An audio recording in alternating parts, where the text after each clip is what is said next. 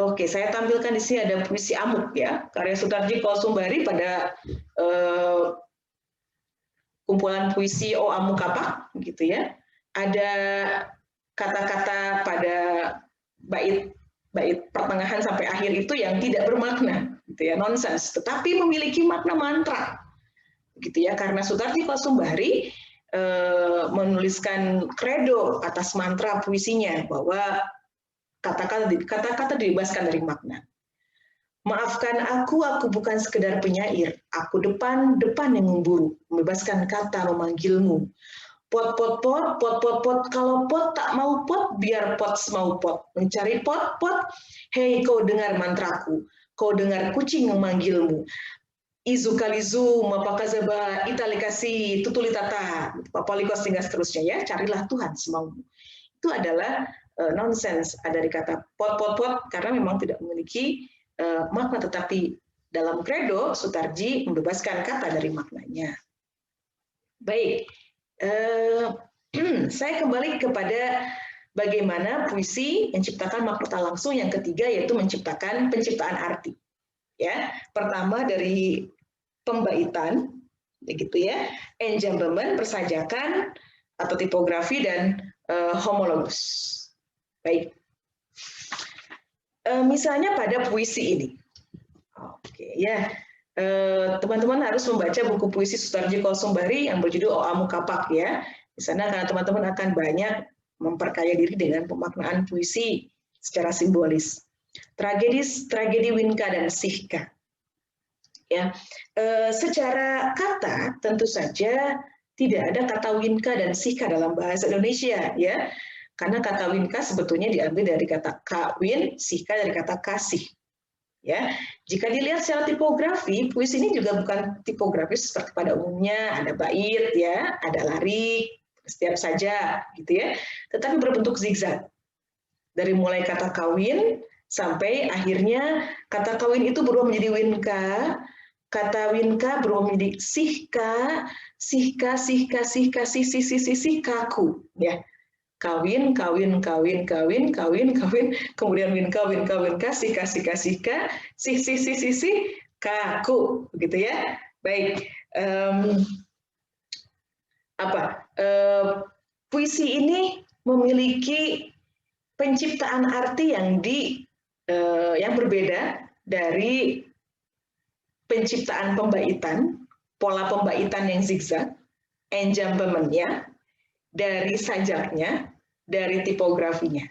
Ya, tipografinya memiliki makna, yaitu zigzag. Apa maksudnya?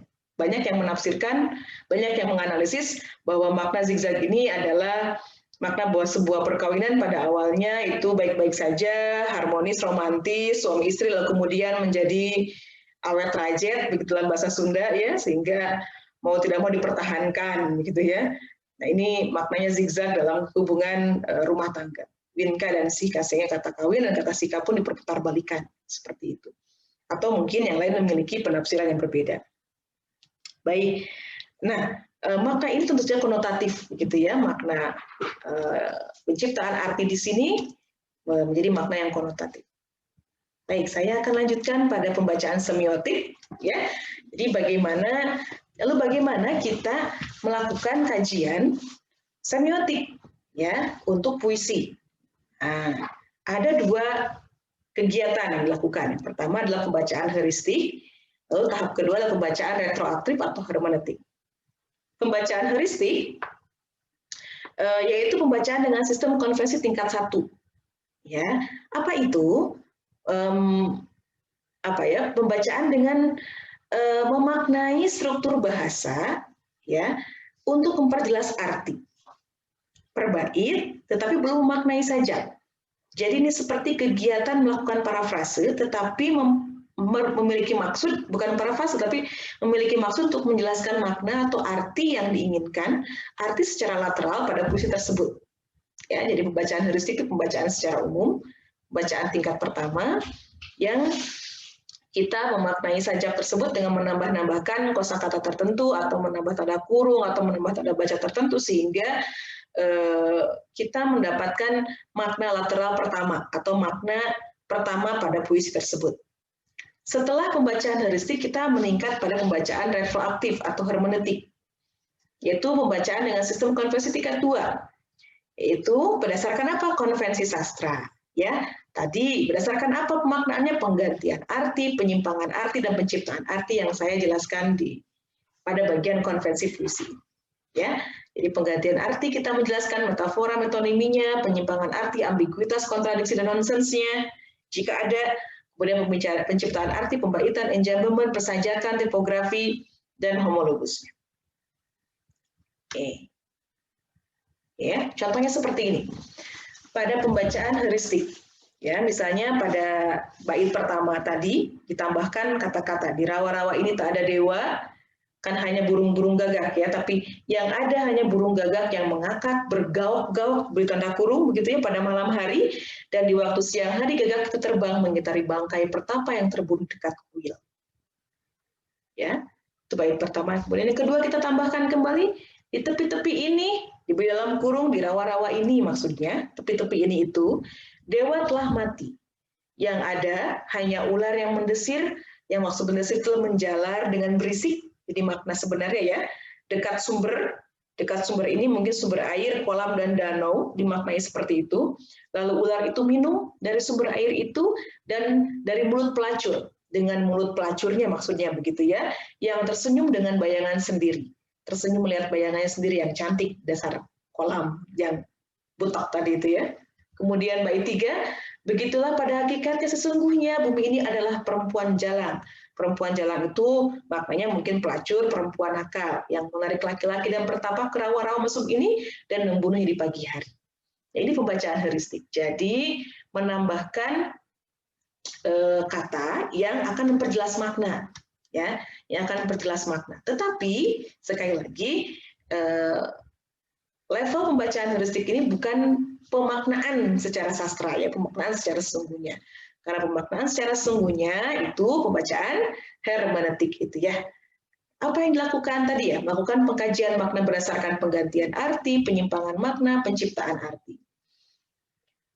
Kemudian melakukan pengkajian makna di dalam makna pada unsur-unsur puisi.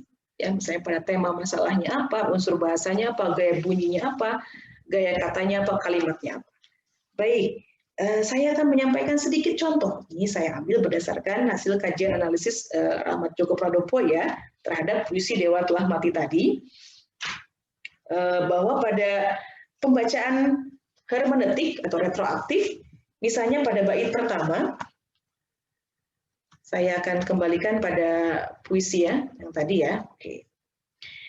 Pada bait pertama, di tempat-tempat yang penuh kemaksiatan, rawa-rawa Tuhan telah tidak dipercayai oleh orang-orang manusia. Di tempat yang penuh kemaksiatan ini, yang ada hanya orang-orang jahat, itu koruptor, penjilat, maling, perampok, dan sebagainya.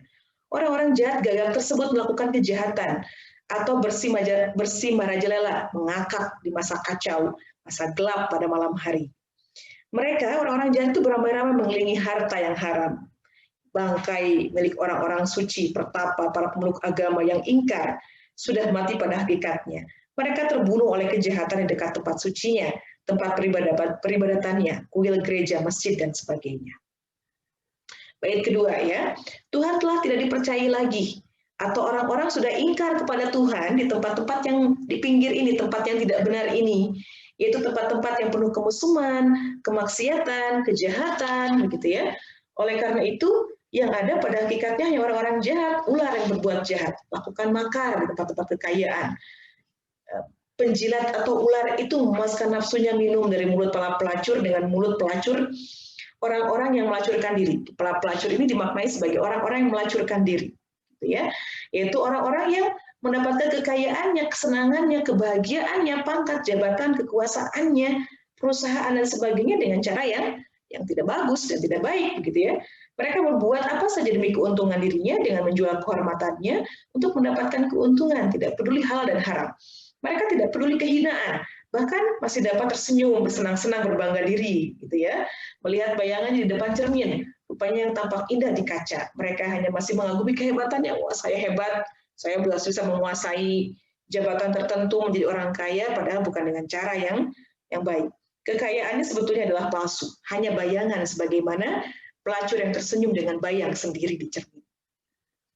Kemudian pada bait ketiga, berdasarkan bait pertama dan kedua, gitu ya, di tempat ini, di negeri ini bisa jadi, gitu, bumi ini pada puisi dikatakan, tapi bisa jadi di negeri ini dipenuhi orang-orang jahat yang hanya mementingkan kehidupan dunia yang maya, yang didapat dari hasil kejahatan, perbuatan hina.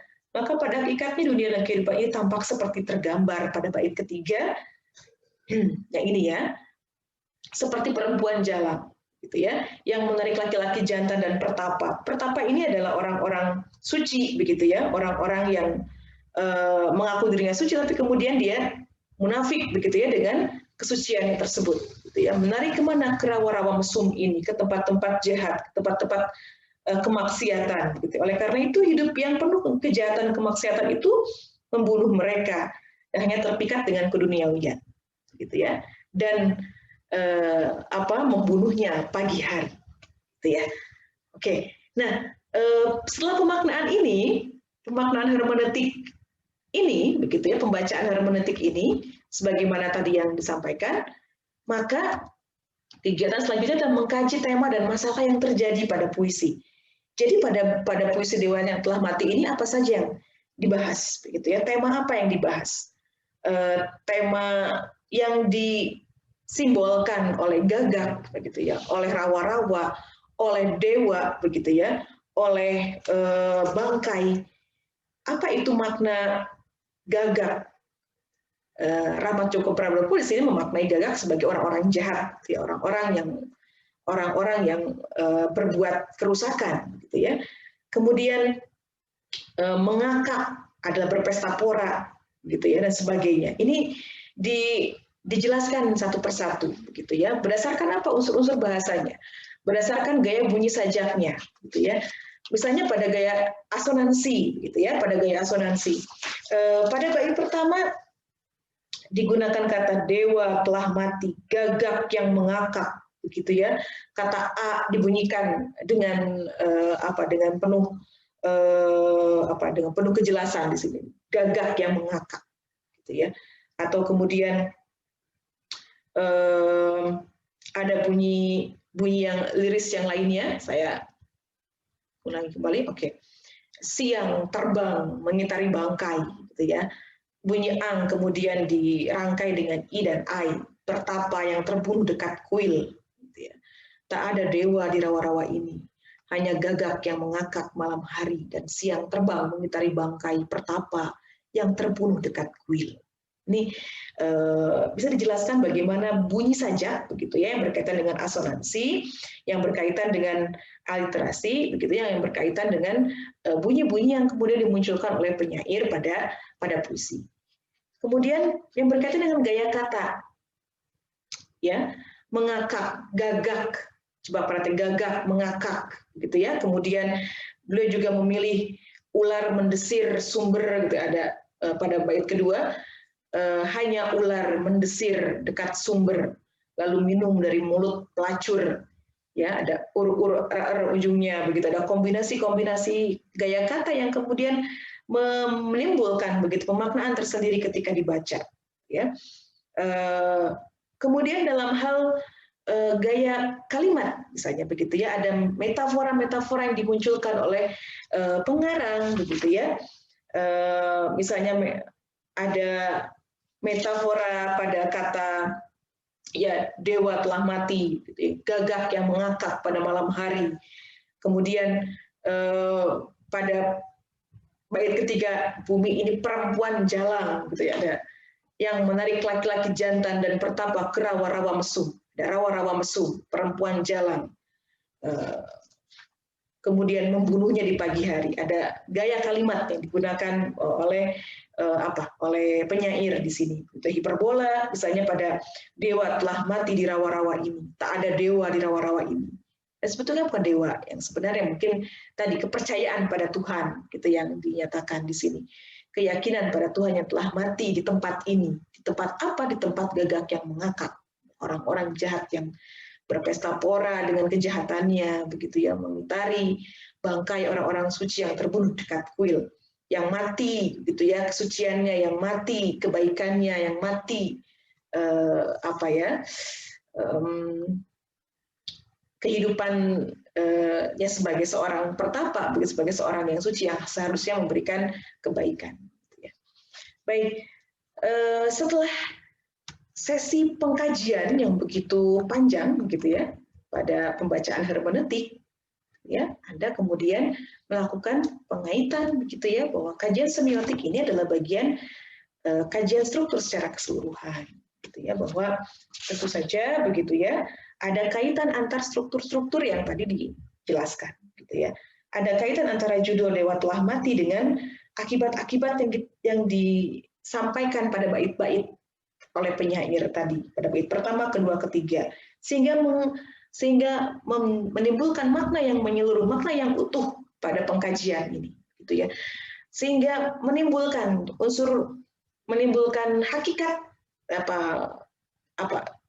sehingga ide gagasan penyair mengenai puisi ini, begitu ya, mampu dimaknai oleh pembaca, begitu, mampu kita maknai sebagai sesuatu atau makna yang suasana yang muram, suasana yang berat, begitu ya. Kemudian kehidupan yang yang pesimistis, begitu, gambaran kehidupan yang suram, gitu, gambaran kehidupan yang tidak ada lagi kehidupan kebaikan, begitu ya. Kenapa? Karena tadi ya Tuhan sudah tidak percaya lagi di sini, di tempat ini, begitu ya.